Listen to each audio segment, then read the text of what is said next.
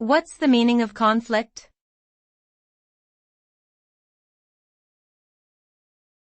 Conflict.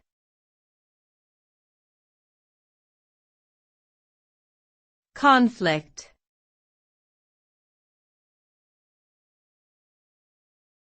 Conflict.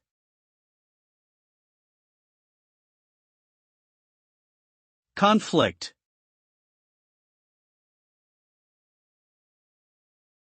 Conflict refers to a state of disagreement or opposition between two or more parties with differing interests, beliefs, or values.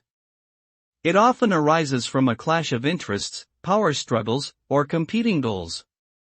The results of conflict can vary widely depending on the nature of the disagreement, the parties involved, and the strategies employed to resolve it. In some cases, conflict can lead to positive outcomes such as increased creativity, innovation, and improved relationships.